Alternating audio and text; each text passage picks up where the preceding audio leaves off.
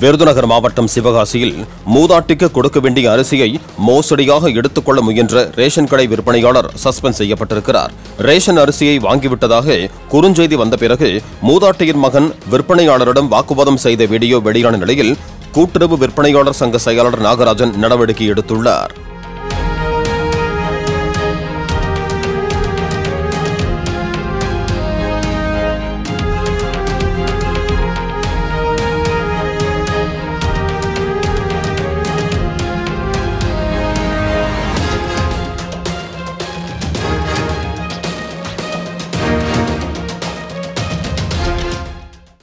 Play store மற்றும் app ஸ்டோரில் இருந்து பாலிமர் செயலியை QR கோடு மூலம் பதிவிறக்கம் செய்யுங்கள்.